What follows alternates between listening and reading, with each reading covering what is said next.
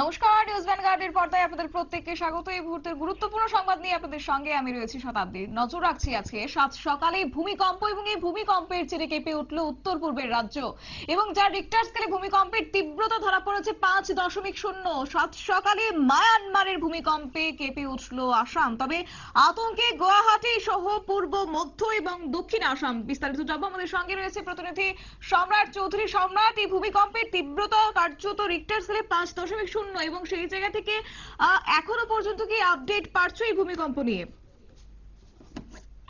দেখো শতাব্দী, গতকালই কিন্তু সিকিম এবং মণিপুরে সামান্য ভূমিকম্প দেখা গিয়েছিল। সেখানে ভূমিকম্পের তীব্রতা ছিল 3.0 থেকে কিছুটা বেশি।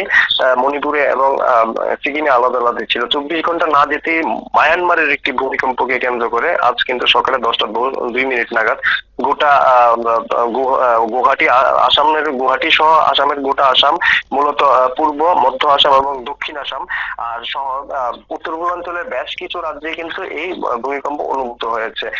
রাজ্যেও এই সময়ে সামান্য ভূমিকম্প লক্ষ্য করা গেছে। তবে রাজ্যের তীব্রতা কত ছিল এখনো স্পষ্ট তথ্য উঠে আসেনি। মূলত যে ভূমিকম্পটি হয়েছে, ইউএস জিওলজিক্যাল সার্ভে যে সংস্থাটি রয়েছে, তারা এই বিষয়ে তথ্যটি সুনিশ্চিত করেছে। মায়ানমারে ছিল এর ভূমিকম্পের কেন্দ্রবিন্দু এবং সেখানে যে ভূমিকম্পের তীব্রতা মাপা হয়েছে সেটা ছিল 5.0 পরিমাণের যে ভূমিকম্প, তা কিন্তু একটু উদ্বেগজনক। কারণ এটি বিপদসীমার, যে কোনো ভূমিকম্পই বিপজ্জনক, তবে এটি কিন্তু বিপদসীমার অনেকটাই উপরে। তো এই ধরনের ভূমিকম্পে মানুষের মধ্যে সাধারণত প্রচুর আতঙ্ক হয়। আজ সকালেও তাই দেখা গেছে। গুয়াহাটি শহর জুড়ে বা মানুষজন বাড়িঘর ছেড়ে বেরিয়ে এসেছেন, হইচই শুরু করে দিয়েছেন। অনেকেই ঘর বাড়ি ছেড়ে বেরিয়ে রাস্তায় নেমে চিৎকার চেঁচামেচি করা সহকারে যে ধরনের আমরা ভূমিকম্পের পর যে ধরনের উলুধ্বনি বা অন্যান্য যে প্রথাগুলি করে থাকি সেগুলি করতে দেখা গেছে। তবে সুখের বিষয় হচ্ছে এই আজকের গোটা ভূমিকম্পে মায়ানমার সহ গোটা উত্তর পূর্বাঞ্চল কোনো এলাকা থেকে এখনো কোনো হতাহত বা কোনো ধরনের ক্ষয়ক্ষতি কিন্তু কোনো তথ্য এখন পর্যন্ত উঠে আসেনি। তবে গতকালকের যে ভূমিকম্প, তার পরপরই উত্তর পূর্বাঞ্চলে আরেকটি ভূমিকম্পে, যদিও এর কেন্দ্রবিন্দু মায়ানমার, কিন্তু গোটা এলাকা এইভাবে রাজনৈতিক ভাবে কিন্তু এগুলি বিশ্লেষণ করা যায় না। এগুলিকে দেখতে হবে তোমার ভৌগোলিক হিসাবে। গোটাটাই কিন্তু একই অঞ্চল ভৌগোলিক দিক থেকে বিচার করলে। তো এই অঞ্চলে পরপর দুদিন টানা ভূমিকম্প এই শীতের মৌসুমে, বিষয়টি কিন্তু বেশ ইঙ্গিতপূর্ণ এবং চিন্তার বিষয়। আগামী দিনে হয়তো আরো কিছু ভূমিকম্প হওয়ার সম্ভাবনা রয়েছে। সাধারণত ভূস্থলগুলির অদল বদলেই ভূমিকম্প হয়ে থাকে।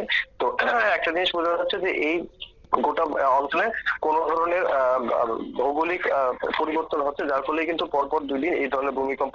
আজকের ভূমিকম্পের তীব্রতা সত্যি একটু বেশি। শতাব্দী, ধন্যবাদ সম্রাট।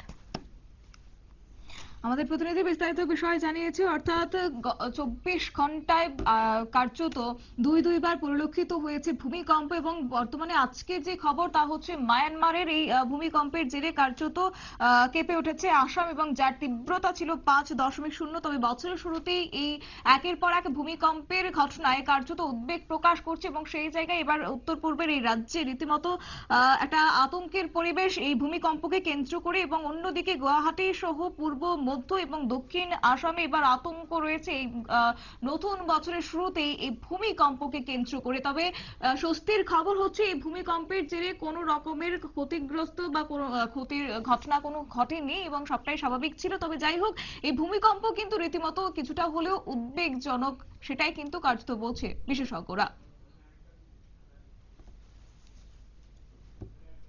নিয়ে নিচ্ছি ছোট্ট একটি বিজ্ঞাপন বিরতির, সঙ্গে থাকুন।